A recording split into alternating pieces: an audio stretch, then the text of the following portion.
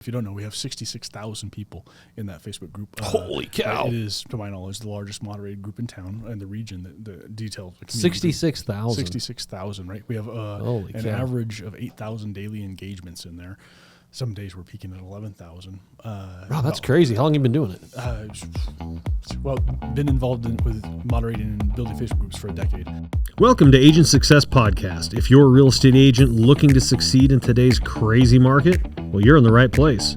Each week, we talk with successful real estate agents willing to share their expert insights, trade secrets, and mindset that help them to succeed. There's no fluff, just straight to the point content that prioritizes one thing above all, your success. So without further ado, let's cut to the chase. You are live again with another episode of Cut to the Chase with Tim Chase, where we explore all things real estate and what it takes to succeed in today's real estate market. I have with me one of my friends I've known for several years here, Mr. Rob Thompson. How are you, Rob? Great, Tim. How are you doing, sir? I'm doing fantastic. And tell everybody, who are you? Where do you work? Who is Rob? All right. I'm Rob Thompson. I'm a dad to two beautiful little young ladies now. They're 12 and 13. Oh, wow. I'm a real estate agent with the agency here in Colorado Springs. I've been an agent here for a decade in Colorado Springs, retired military. Mm-hmm. And I'm the owner and admin of the 411 for the 719 Facebook group, as well, a lead admin, as well as the Colorado Springs Housing Facebook group, formerly known as Colorado Springs Rentals. Okay, all right. Yep. You got a few things going on. Just a few. Now you mentioned you got two daughters, yes, right? Sir. One's a teenager, one's almost a teenager. Yes, sir. So I have a daughter that's not quite a teenager. I don't know how I feel about this moving to a teenager. Has that been odd for you? Oh yeah, the flow chart and the algorithm for to date has been until recently has been are they fed? Are they get enough sleep? Sure, yeah. Are they make some bad jokes? Are they safe and do they brush their teeth? Now there's a whole other level of nuance. That so I'm just like, is there anything I can do right now? Yeah. No. Okay. I'll just be over here if you need me. Yes, I will be in the other room. I love you and. I'm here for you. I think you believe me. I'm not sure, though. Yeah, I hope you believe me. Are you married, Rob? I am. My wife, Jennifer. Okay. Yeah. How long have you been married? 17 years. Oh, so you're not new to the game. No. You've been married longer than you've been in real estate, so if you're good at real estate, it would be excellent marriage, right? I would think so. Because the game of real estate changes. The game of marriage changes, right? It does. Although, I'll just say from the marriage perspective, there's you can be perfectly right and still be wrong. So in real estate, you can always fall back to the real estate manual. Yeah. It's like, hold on a second. There's I can't find this, honey. Subsection 3 does not state that I'm wrong in not knowing what I want for dinner. Yeah. Correct. Right. But rule number 1 is always you're wrong. So yes. So it works out good. As long as it sounds like you know the rules of the game, Rob. Well, also military. I would always tell folks, my airmen in the military, for example, I'd say you can be absolutely right. Yeah. 100% right. If the commander says you're wrong, you're wrong. Yeah. So no, but this is the facts. No. Commander says you're wrong. That's cool. He said you're wrong. So I get it. And you're not wrong, but you're wrong. How long were you in the Air Force? 20 years. 20 years and 7 days. 20. Not that you were counting. No. Where was your favorite station? Aviano, Italy. Followed by Colorado Springs. But that was a fast answer. So you've thought about that. Oh yeah, it was. It's amazing. Italy is like Colorado Springs. Actually, Aviano. It sits against the base of the Dolomite Mountains, and there's a lot of similarities. Weather patterns are similar. Okay. But both are amazing places. Did you learn to speak Italian there? I did. I was pretty fluent after 7 years. It's been 18 years since I left, but okay. Do you have any connections with people locally where you can practice speaking Italian, or is it just kind of faded away? It's kind of faded away, unfortunately. Yeah, okay. Not a lot of the connections there. So, have you ever been back? Once, but it was for TDY for the military. A couple day air show. Okay. So, and your wife haven't gone back and. No, we talk about it, but it's also one of those rose-colored glasses thing. When you're there, you're command sponsored, and you have access to all the amenities and everything like that. Oh, sure. So, having traveled since I retired too, it's a different ball game. So. It's a different experience, right? It is. Yep. Yeah. Okay. Well, hey, let's jump into a couple of things about what you do. Tell us what this 411 for 719. What is that? 'Cause it's a whole lot of numbers and only 3 letters. That's right. That's 6 letters. Yes. It's true. Well, that's just equal, actually, Yeah, letters and it is. numbers. Okay. Oh, I hadn't thought about that. Good. Well, the 411 for the 719 is a community Facebook group, All Things 719. You can get in there. You can ask questions from what about the potholes to the weather to road conditions to Almost like a Nextdoor kind of app. Is that kind of similar? It is, but a Facebook group. And Okay. so, we have, if you don't know, we have 66,000 people in that Facebook group. Holy cow. It is, to my knowledge, the largest moderated group in town and the region, the detailed. 66,000. 66,000, right? We have an average of 8,000 daily engagements in there. Some days we're peaking at 11,000. Wow, that's crazy. How long have you been doing it? Well, been involved with moderating and building Facebook groups for a decade. Yeah, okay. That one in particular about 4 or 5 years. That's huge. And then I have another housing group, Colorado Springs Housing, that's got the 26,000 people in it, where we have a discussion centered around housing. Around housing. So let's look at 411 for 719. What is the goal of it? Like, what are you trying to do, and what does it do? Oh, it's all things community. From a community perspective, I want it to be a place where, and it is a place where people can go and ask any question relevant to the community and get a trusted answer. We have professional guidelines for engagement in there, so we keep it. We call them guardrails. There's no ad hominem attacks allowed, nothing of that nature. It's also permission based. We insist that the people ask permission before people are able to private message people or DM people. So if you have 2 people, you and I are both in that group, and you post about the potholes, and I send you a private message saying, "Hey, I'm going to go fill these in myself." I can't do that. Instead, it's like, "Hey, can I send you a private message?" Can I send you my private message? Okay, Ask for that. Interesting. We also, I'm turning it in. It's turned into. We have a small business roster at the 411 for the 719.com. Okay.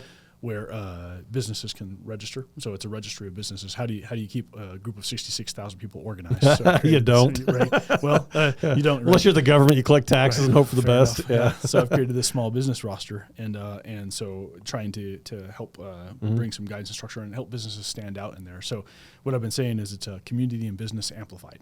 Okay. That's interesting. So is this more? You say community and business. Is this more beneficial for the individual user or more beneficial for somebody trying to get business? Yes. I think it's both. Okay. We have a good mix, probably 60-40 most days, 40-60 other days, Okay. Of questions being asked from a business perspective and questions being asked from a community perspective. So, can you give me an example? What do you mean by questions asked for a business? Like they're seeking a new barber, as an example, or they're looking for a juice bar or something like that. Those are community questions that get asked, and then the crowd, the group answers the questions, and then businesses will jump in and say, "Hey, check out my business, Jamba Juice on Woodman." Okay. And so I've unfortunately been there like 100 times. So yeah. Good mix of questions. And then we're working on some initiatives too to bring in some more organized community elements. Okay. Who can speak with authority on some certain subjects. Okay. Well, that would be good. Yeah. Yeah, So what kind of you mentioned engagement? Is it do a lot of people get responses on there? Because I know a lot of Facebook pages you go on, you post something, all you hear is crickets. No, it's engaging. Okay. It's engaging. Almost every post gets some kind of engagement, and then some posts get hundreds of comments, and so we have to slow those comments down sometimes. Or pretty soon you can't read it. There's just too much. It's like when Elon posts on Twitter and you got 1,300 responses. You're like, man, I can't read through this. Yeah. Right. And so we're actually working. The roster is actually an initiative too to help tailor some of those responses and say, hey, okay, let's bring an organized approach for this, because we don't want people to be afraid to post to the group. Sure. Have you thought about other platforms like I just mentioned Twitter? So have Twitter Spaces? Spaces is one. Post is another one. I've thought about that. Does that accomplish the same thing, or is Facebook really the premium place to do that kind of thing? I think currently Facebook is the premium place to do that kind of thing. That's a good question. That's a really good question. I don't know that the other platforms are conducive to hold discussions like that. Like you just mentioned, a tweet storm.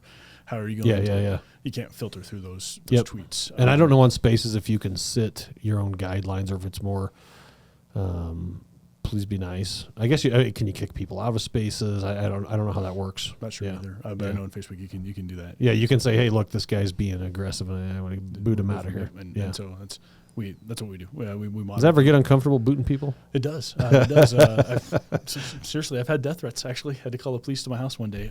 Somebody for getting kicked out of the group. Yeah, they were started calling people names. True story. And and I removed them like I do. And a couple, maybe 20 minutes later, I started getting messages from people I was connected to on Facebook saying, "Hey, this guy is messaging me saying he's coming to your house," and they forwarded me the message, and he looked me up on the assessor's webpage and had my address and said, and told this person, tell him, I don't know why he didn't send it to me, but he said, I'm coming to his house in 27 minutes, and I was 38 minutes away, so I called the local police department and asked them if they could send a car, and told them what was going on, and handed it off to them. Never showed. Yeah, well, I would assume they wouldn't show, but still at the same time, I mean, I guess I would just tell that guy, I mean, if this group means that much to you, first off, I'm flattered.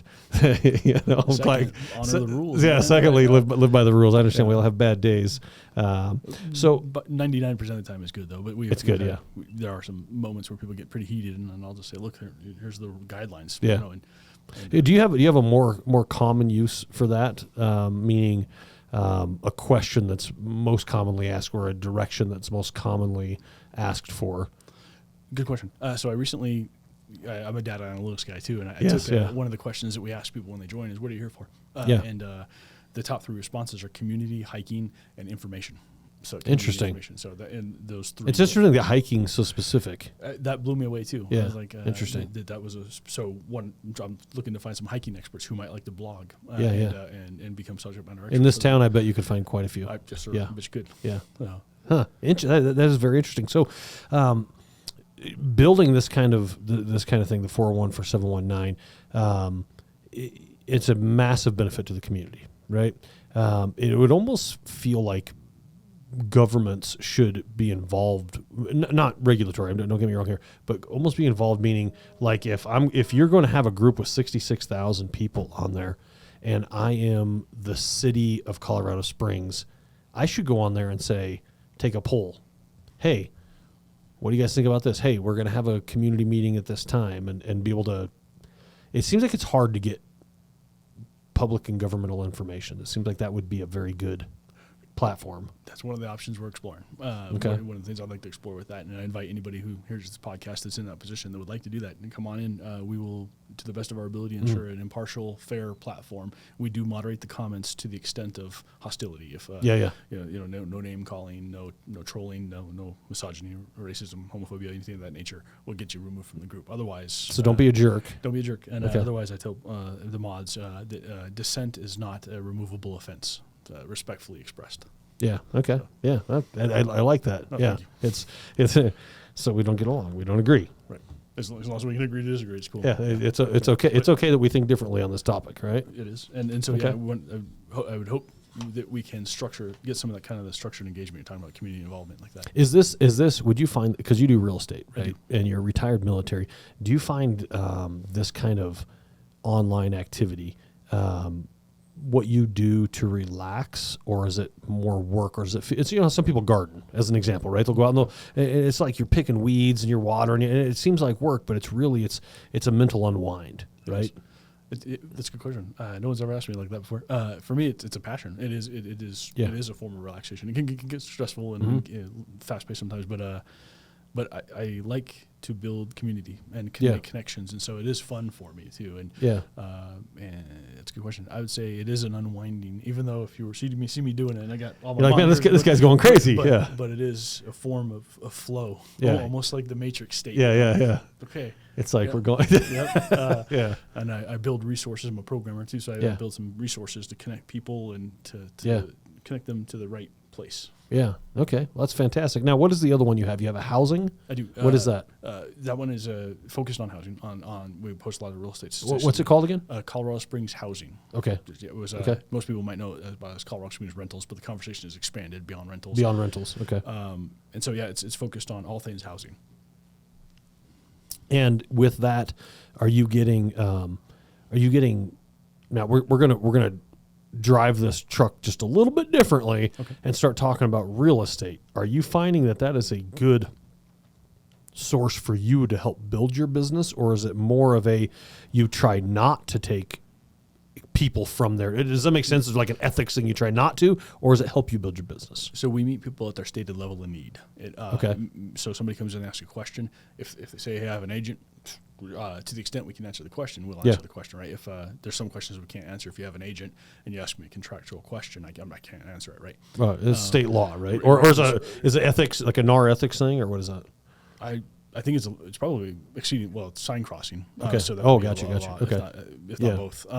But that's just off bounds. So if somebody comes in and asks, what I want it to be is, what it is people can go in, they can ask the question, and they know they're not going to get bombarded. They're going to get as factual as answer as publicly as we can state, and it's almost a transparency model then. It is. Are you familiar with Seth Godin and Linchpin? No. Okay. Seth Godin wrote this book called Linchpin, and he says this thing. He says, give your art away with no expectation of reciprocation. And, interesting. And what he means by art is the emotional labor of your profession. My experience in real estate has been a lot of people are afraid to answer questions because they don't want to give the business away, right? If you ask a question about the buying process or the selling process, sure, I'd be happy to answer your question if you sign here making me your agent for the next year, and let's do this, right? Instead, I kind of flip the script and here's every answer to the question you could possibly ask, and I'm here if you need me. I'd love to help you if you want help. Yep, and that's what we try to do. Interesting. In there, and I would take the same approach for 411. That's a completely different approach from most real estate agents, right? Most real estate agents are sign here, and let's as soon as you sign, I can answer questions. I can show you a house. I can't really help you until then. I can answer basic questions, but I want to give you answers that you're going to take somewhere else. There is that fear. Now, there is some validity to the fear in terms of, DORA says that we need to put some disclosures in front of people at the first available opportunity before we get into specifics of your finances and things like that. Okay. So there is there's a reality behind that guardedness. But, Gotcha. But specific to the process and things like that, I'm all for not gatekeeping the information. Gotcha. Well, that's interesting.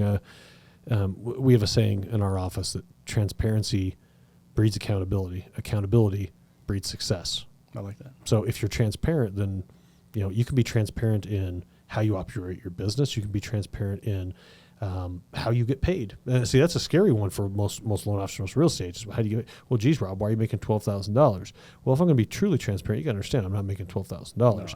That'd be freaking awesome if I made $12,000. I'm paying my broker. I've paid $1,500 and this, that, and the other just to get to here, and I'm paying this. I'm paying. By the time it's all broken down, maybe I make $7,000, and it's well earned.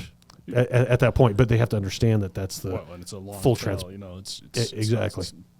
I might have had to show that person 3 months worth of houses. Yeah, and if you really, I've looked at that, like how many hours do you actually spend, and what is your hourly earning on that? I do the same kind of math to say, hey, is this, Yeah, well, and like how many hours of searching did I do? How many hours of contract review did I do? How many times did I have to go to my managing broker, and then we had to go to the legal hotline to get this or that? And by the time, if you were a lawyer at $250 an hour, and you actually time blocked in 15-minute increments of what you'd probably be considerably over that, that $7,000 that you'd make, because you spend a lot of time. Yep, and then the systems too. From my perspective, I spend a lot of unaccounted for time building these systems and providing these platforms, and so they'll be able to deliver that success to them. So you do get some from just from a pure business standpoint. This can help to build your real estate business. But in a very respectful manner. You obviously have to obey the laws and the ethics and all the other things you have to abide by. I was hoping that you did. I know that you are, as long as I've known you, you've been, hey, here's the data. Hey, here's how you can do this. Hey, look, and in this industry, that's rare. And here's why I think it's rare. I think it's rare because everybody thinks they have some sort of secret, right? And when I first got my real estate license, I don't know, I practiced real estate for like a year in like 2000, right? And then I was like, I'm a way better loan officer. I don't think the public wants me to be a real estate agent. That's fine. But when I did that, I was like, I couldn't get information from people. It's like, what are you doing to succeed? Oh, you just got to, start an A in the phone book, start calling. You're just like, man, tell me what's real, man. Yeah. You know what I mean? That's a method, right? Yeah. But think about this. If I'm open about it, first off, that means I'm comfortable and confident in what what I got and what I'm doing. But secondly, the likelihood of you having the stick with itness, if that's a real word, is pretty slim to copy whatever I'm doing, right? So you're telling people, hey, I got this housing thing. Maybe somebody in Denver makes one, maybe Pueblo wants to make one, whatever. The likelihood of somebody actually doing that and reaching out to you, say, hey, Rob, I made one down in Walsenburg. How do I do this? Or I made one in Albuquerque. How do I do that? Knowing you're going to share your information. You're going to be like, yeah, I'd love to help you out. The likelihood of somebody actually sticking with that in our industry, I think, is slim. And that's what I think we need to understand is it's not scary to share. No. Right? No. And it's building a tribe. Seth Godin also talks about building a tribe of people who trust you. And you earn that trust and you reciprocate the trust. Yeah, I do. I spend probably 2 to 3 hours a week. People will call and ask questions about this methodology. And there's a book called Ignore Everybody. And the author, he does... You're making me write down all these books. So he does art. It's funny art. He's witty. He's a witty guy. But the art itself is stick figure kind of art, right? And so he mentors young artists. And in the book, somebody asked him. He relays an anecdote where somebody asked him, "Hey, aren't you afraid that somebody's going to copy you?" And he says, "No, I'm not. Actually, they'd have to work harder and longer and be more committed than I am." There's very few people out there. Right. And and then my follow on to that is if I meet that person, when I meet that, and I have met a couple. An agent or two who had that work ethic and would do it, and then you have to ask yourself, okay, what if they do that? Then what? And so the one time I can recall it happened, I shook the man's hand, said, "Hey, congratulations, you're faster than me." And so so how'd you handle it? You handle it with grace, and you handle it with well, I mean, maturity. If he's outworking me, then he's outworking me. So that's just a fact. Right? That's 1 in a million there, though. Well, thanks. There's also another thing called the OODA loop by Colonel John Boyd. He's passed away, but there's a mental model called OODA. It's observe, orient, decide, act, and it's a systematic thought process where it's an iterative process too. You observe your market. So you and I, we wake up in the mornings. We probably have alerts set for the current interest rates, my own statistics models. When I open up my computer, certain tabs open and it shows me exactly what I want to see. So you're observing your marketplace, right? You are then orienting to it. You're okay. This is what I need to do today. I'm adjusting my mental model to this is what my messaging needs to be today. Relevant. It's if rates are going up, I shouldn't say it's a great time to refi. That doesn't make sense, right? So then you make a decision, and then you act, and then you go back and you iterate through this process. Is this working? Is this the right message? Is this the right? Am I doing right? Yeah. And so that's the model I operate. What? Tell me the letters again. OODA, Oscar Delta Alpha. DA. Yep. OODA stands for Observe, Orient, Decide, Act, and it's a mental model. And so I'm big on mental models, and they're just checklists, frameworks for thought, right? And so that's what I use for my groups. And my approach is I'm just stepping through the OODA loops. That's interesting. Yeah, I like that. That's cool. So let's talk about real estate with that kind of thing. If you could, and I would love to dive into some of your stats here in just a second, okay? But if you could take a new agent, you've been doing this 10 years. Yes, you have a good background in it. If you could take a brand new agent, what would you tell them the number one thing that they ought to be doing is? Add value. And I know that sounds cliche, but add value. Okay. Add value in every interaction. Don't just put out there, hey, I'm the best agent since sliced bread. It's add value. It's somebody asks a question, answer the question with value, and then do it again. Okay. Do it again, and then be consistent. You talked a minute ago about the work ethic. It's okay. What are my minimum mandatory practices to establish a baseline for success in my business, and then execute, and that's it. And then you execute again, and then you execute again, and so consistently add value in every response, and you will build a trusted following. So let's talk about adding value because I had a very huge misunderstanding of this, say 10 years ago. I probably still do, quite honestly, but I'm trying to get better. I believed that I had to add value, but I didn't. I believe that I was, but I don't. But now I look back, I don't think I was, right?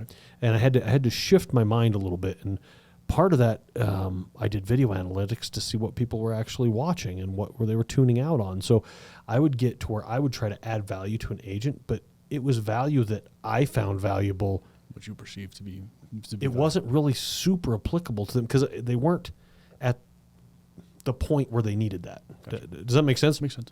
And so I've switched my value adds and maybe you can touch on this, but I switched my value adds to more almost, it's a weird way to say it, but global value adds, meaning I'm not sending out what interest rates are like. Today's interest rate is 6.375, 1% by blah, blah, blah, blah, right? Unless you're looking for a house today and you're looking to lock a loan in the next 4 or 5 days, it doesn't matter. And so I've changed my conversation. People say, what are the rates? Well, there's so many possibilities for the rates. Well, your rates are low to mid sixes. Because it will be different tomorrow morning, maybe even this afternoon. I don't know, right? So I give them a range. Now, if they want to drill down specific, we can, but I let them know by the time you go under contract, when you and Rob go look for a house, I don't know if they'll be up or down, but they will be different. That is the only guarantee I can give you, right? So I used to be very, very specific. Now I changed my approach to where I try to say, how do I add value to you in something you think about more frequently?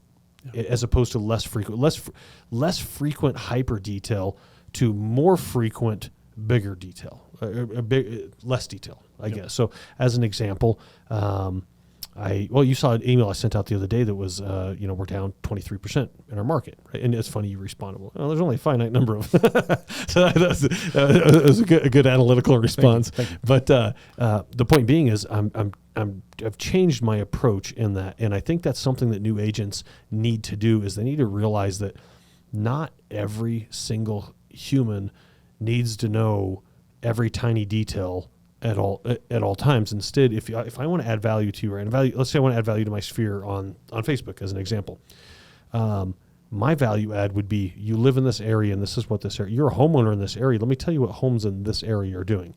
I like to see national statistics, but I don't really care what's happening in Phoenix or Fort Lauderdale. I always say it's irrelevant. The average price of a house in the United States is irrelevant to the average price in Colorado. It doesn't matter. Which is irrelevant to the college price in Colorado Springs, which is irrelevant to the price in Monument. To this neighborhood. Right, yeah, exactly, I like that. right? Yeah, that's beautiful. Yeah. So you break that down exactly the way that I think about it. So I think with a lot of new agents, they make that mistake of, when we say add value, I say this from my own personal experience, add value is, I didn't understand what value was. So it's very important to ask people what is value? What is value? I'm gonna write that down. Yeah, what is value? And if I can ask you that, what is value? And I mean, here's an idea. Go take your iPhone, walk downtown, and ask 15 people, what do you wish you knew about real estate? Or that's a beautiful approach. Or even watch Facebook. Watch what people are asking. There you go. And there's your value. Answer with if you could, I could tell you the close to original list price ratio on a house right now is 98.4% or so. Yeah. What does that even mean, right? Well, unless I knew what it meant, I would have to think that through, because I don't know. Right. So, but what does it mean to me? Most people want to know, what is earnest money? What does that mean? Does it cost me any money to buy a house? Yeah. And so you can. That's a fantastic question. It is, and so yeah. Do I get my earnest money back? There you go. And, right? and what is earnest money? Is it good faith money? What does that mean? I've had folks. It's a comical one, but somebody thought I paid their earnest money as an agent once, and I was like, no, that's not how this works. Yeah. Well, it is interesting though. Like, if you want to truly add value, there's a lot of easy ways to do that. And one way is, as a real estate agent, is, I mean, look at social media. Look at your phone has one of the most amazing cameras ever made in history, and you have it just on your phone in your pocket. And I mean, it's spectacular how good it is, right?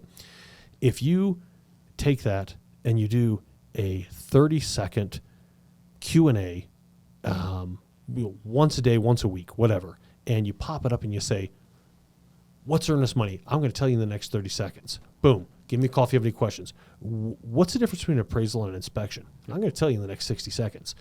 It costs you nothing. So isn't it mind-boggling that social media is completely free? I mean, I know they make ad money.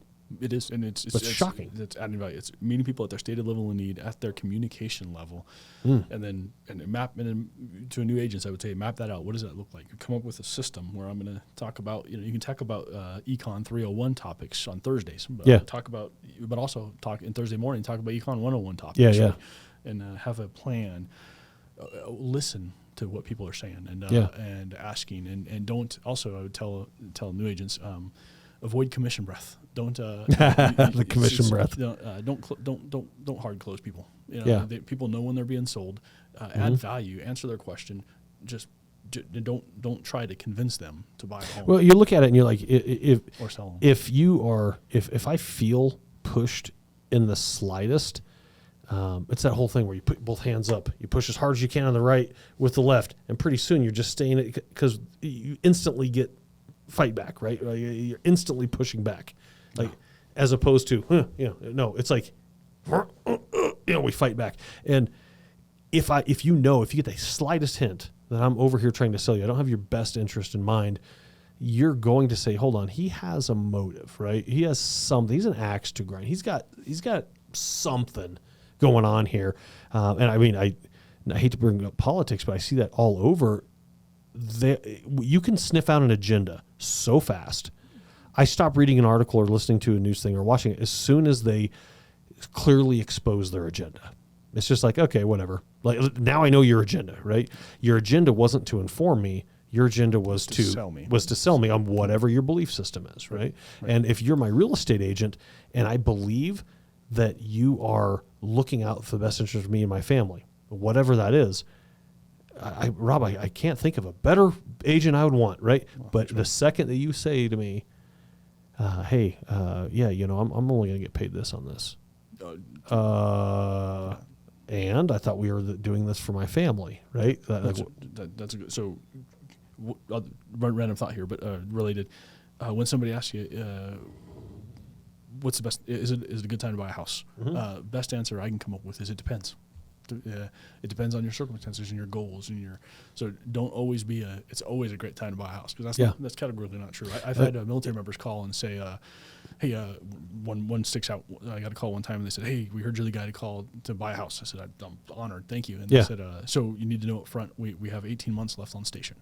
And I said, well, okay. Do you want to be a landlord? And they said, well, no. I said, is that a hard no? Or, maybe. Or maybe where if I had to. And they said, no, we've done that. We've walked that path before and we absolutely don't want to buy a house or be a landlord. And I said, okay, then it's probably not in your best interest to buy a house right now. And they said, why I thought you sold Rob, houses. You just walked away from $8,000. What are you doing? But I said, here's the deal. You need 7 to 10% appreciation baseline to break even, where break even is defined as not having to bring money to the table. And that's going to be what you owe, your funding fee, your real estate fees, all the things that go involved with that. All those things, right? And I said, so you need that appreciation, and I can't promise you're going to get that in 18 months. And so you'll either have to rent your house out or you have to sell for a loss. And they said, well, we'll call somebody who wants to sell us a house. I said, well, you mistake me. I'd like to sell you a house, but I want you to be prepared and informed. And I don't want you to be upset at me in 18 months. I will sell you this house, but you need to know. Then they hung up on me. So really? Yeah. Wow. So, it's okay. But I'd rather that happen every day of the week than to sell a house to somebody who I put in a bad position. So that's interesting. I bought a house in 2006. And I did too in 2006. Okay, I came back from Italy station. I had stars in my eyes. What month? October. I think we went under contract October, closed in December. Okay, I closed October 31st, 2006. Okay. And so so I had this vision of building a real estate empire, the American dream, right? It was gone for 8 years, came back.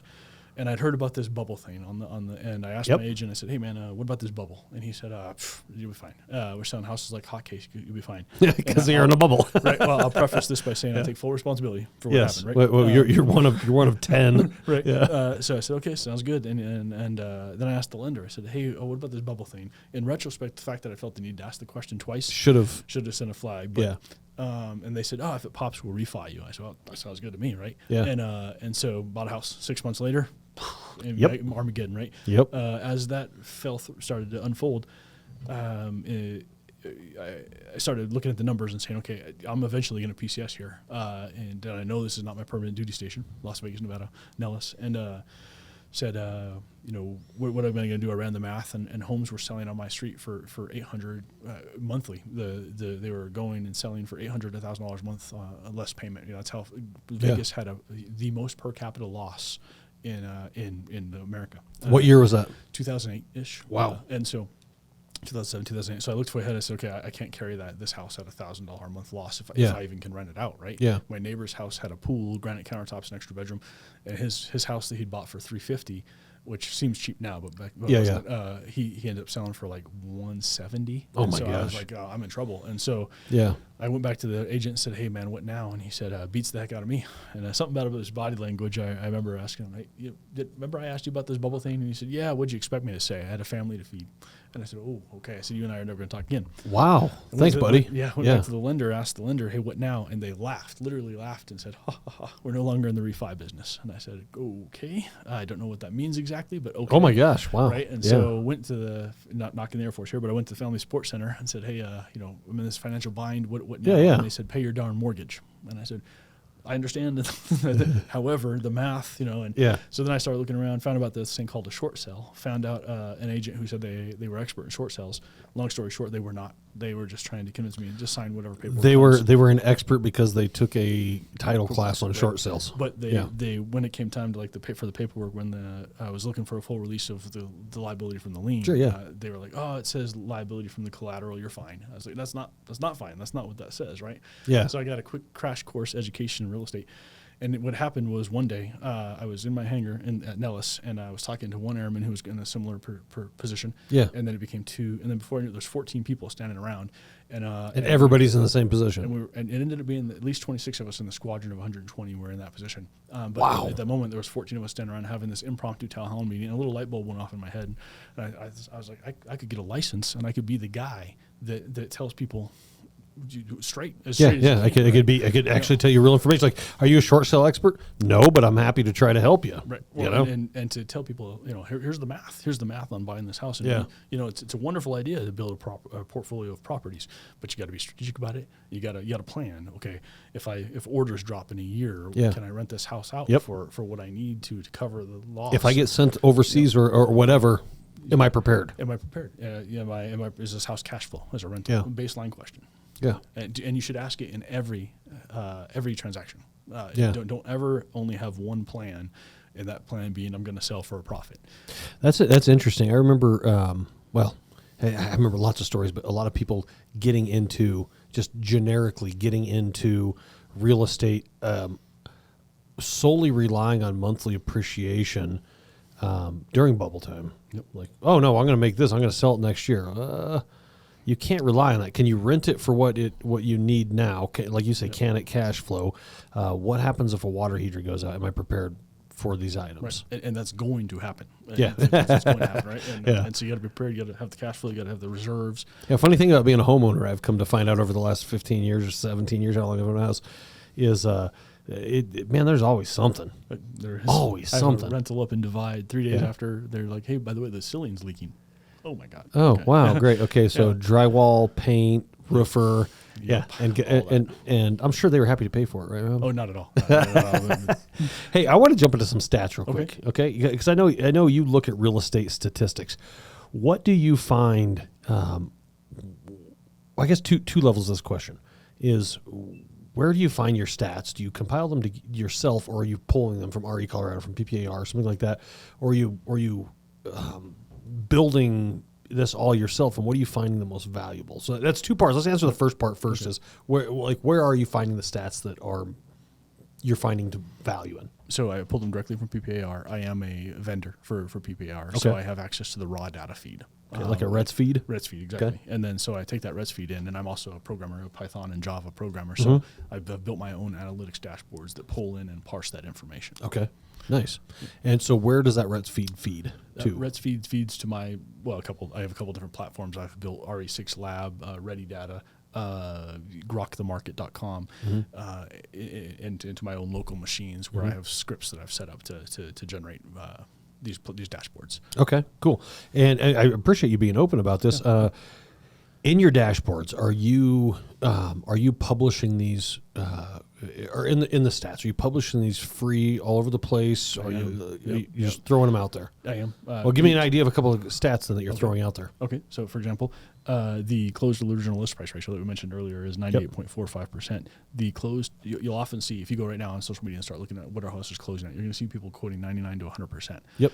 That is slightly misleading. I don't think they were doing it on purpose. I know they're not doing it on purpose. That's the information they're getting, right? But that only reflects it doesn't reflect price drops. that reflects the close price at the time, Not the original sales. not the original list price, right? So that's the list price at the time of closing.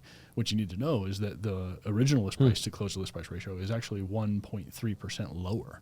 So so you're losing 1.3 just to get under contract. boom, that's it. And then right now also the closed to, let me see here, closed for the month to date, the under contract homes, right? They are under contract at an average of 2.7% below the original list price, which means we have a 1% drop on the horizon. Home prices are projected in the next couple Interesting. Yep.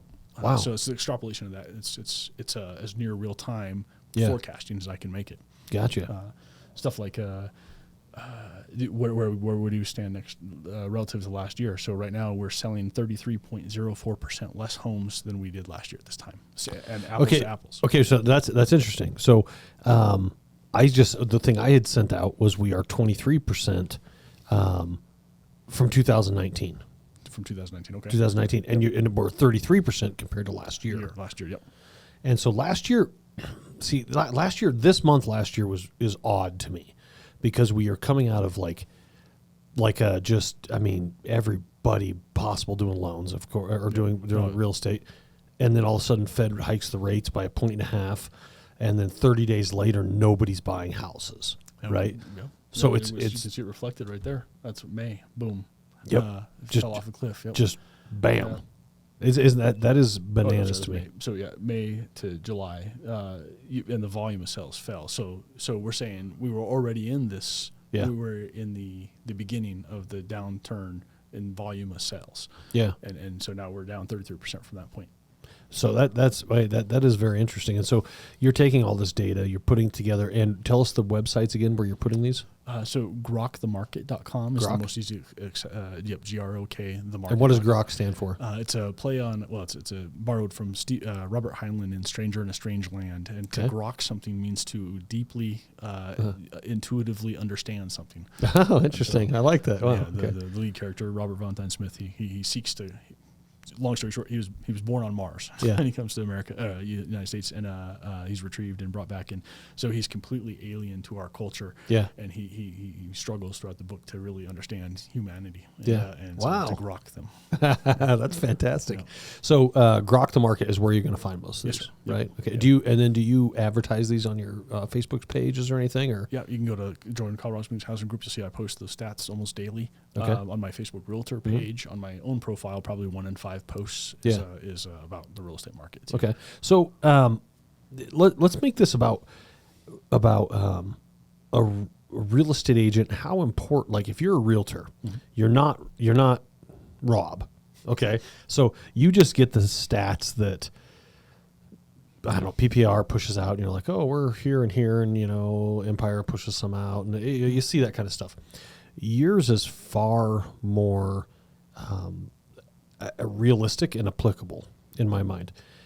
So if a real estate agent, there's 2 questions on this. Number 1, could a real estate agent go to your website and pull those data? Yes. And there would be no limitations to that? Nope. Just the programmatic limitations of what I've made accessible. If you are listening to this and you're a real estate agent, I don't know why you're not on grokthemarket.com. grokthemarket.com and re6lab.com. RE6Lab. What's the difference between the two?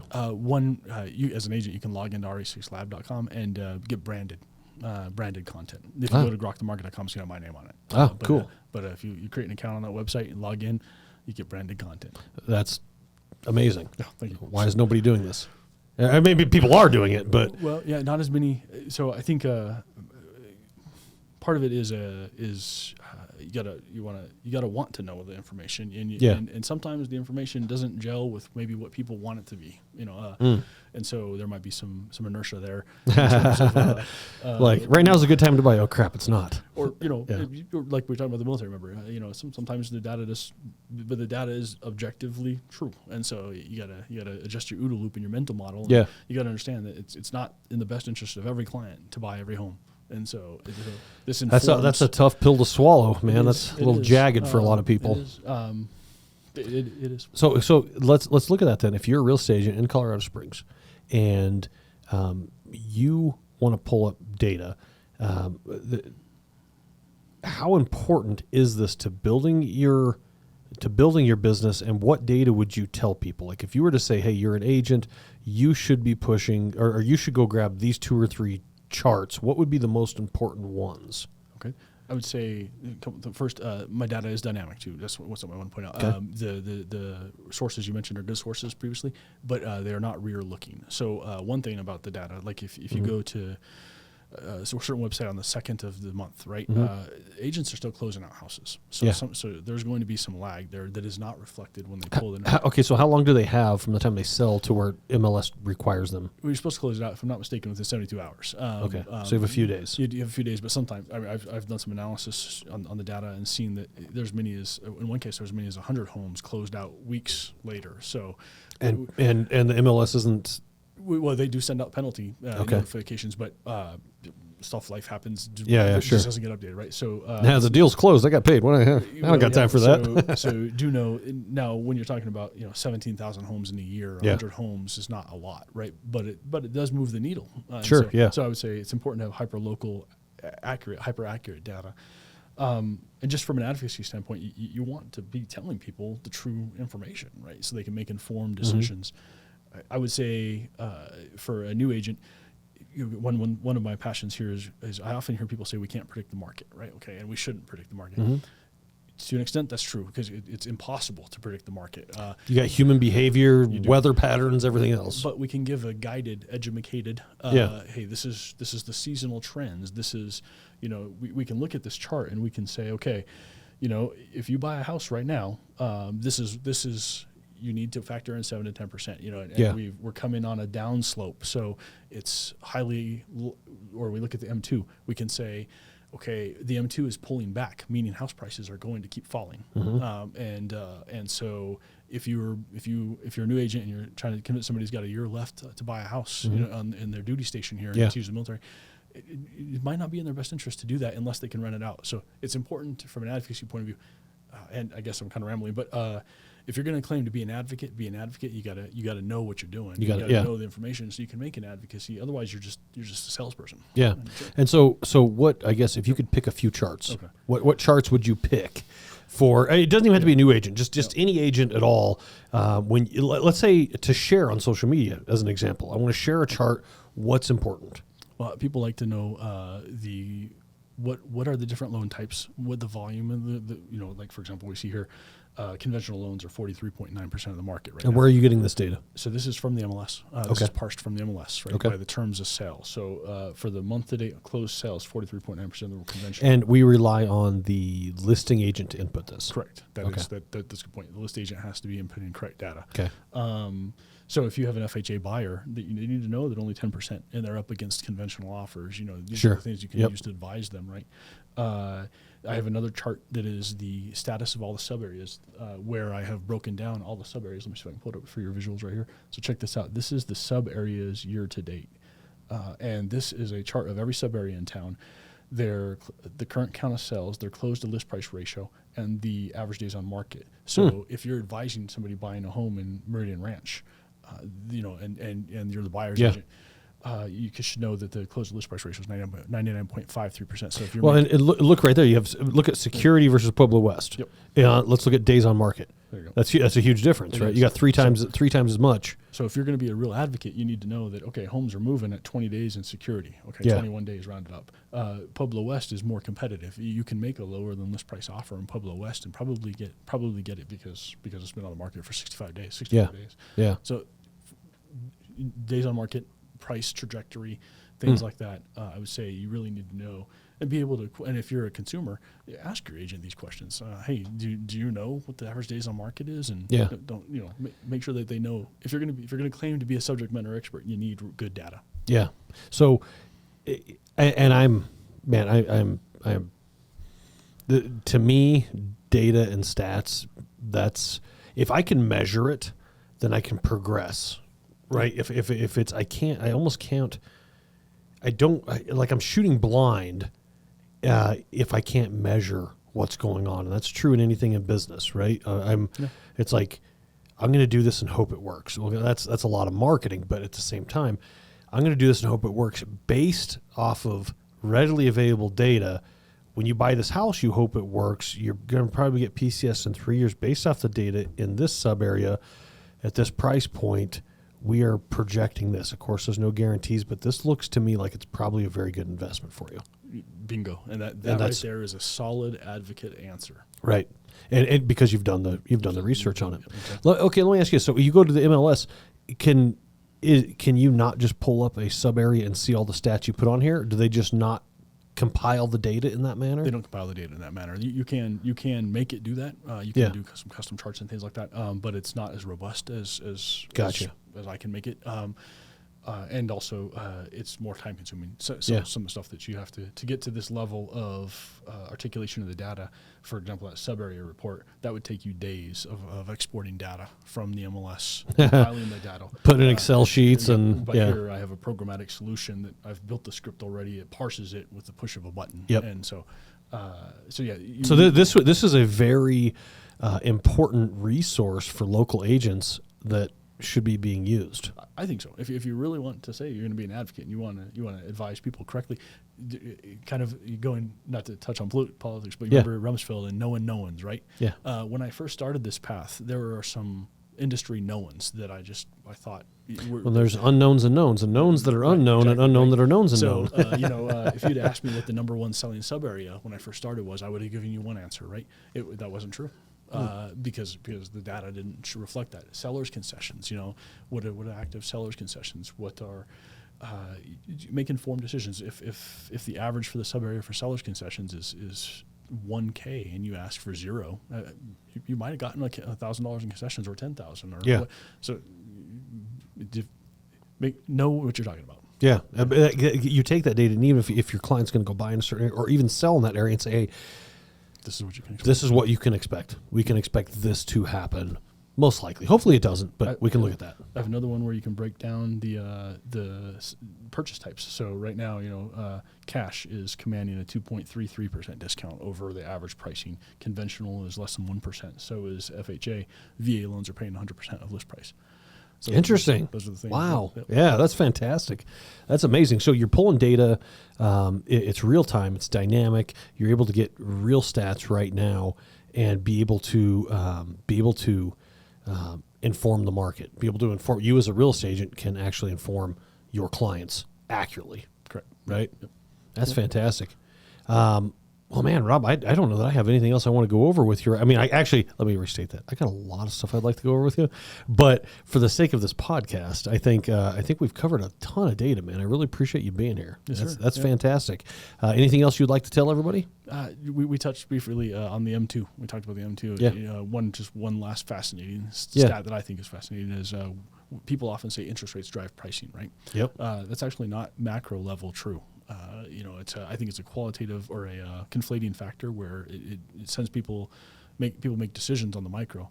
But if you want to know where the house prices are going in Colorado Springs, follow the M2 money supply. There's an 87 to 91% correlation between the price of a house in Colorado Springs and the M2. So when you hear the government talk about pulling back on the free money to the big banks, that's the M2. That's part of the M2 money. And what does M2 stand for? Oh, that is a good question. M2. It's a measurement mechanism for that liquidity. Okay. So, and you put this on your website. It is grokthemarket.com. You can see the correlation chart for the last 26 years. So when that goes up, house prices go up. When that goes down, house prices go down. Exactly. How long of a lag? I am still working on parsing that to answer that question. It seems to be a couple weeks, but it that's a really good indicator then, because then you can look at it and say, okay, we're moving this direction. I want you to watch over the next couple weeks and see if the average prices are going down. Yeah, interesting. Reflected in the chart where they tapered the M2 here, and then you saw houses overshot for about a month, and then started to come back down. Yep. Wow, that is good information. Where did you decide to do the M2? I think somebody was talking about it online, and they asked a question about they wonder what the measure there is, and I ran. You're like, well, I can write a program for that. Yeah, I measured the correlation, about fell out of my chair because I'd been looking for a measure that showed that correlation. Yeah. That was it. Yeah, so. That's interesting. So when the Fed drops the interest rate, when the Fed raises the interest rate, how much impact does that have on the actual house price? Negligible. You're talking about 0.47 was the last number I ran, which is some people might interpret it as 50%. It's not. It's a negligible. Yeah. And I've run some models too where I've tried to forecast pricing, and I've incorporated interest rates and the M2 and the number of homes for sale, and they barely move the needle on home prices, but the M2 has a outsized impact. That's amazing. It is. So I'm still working on exactly how to.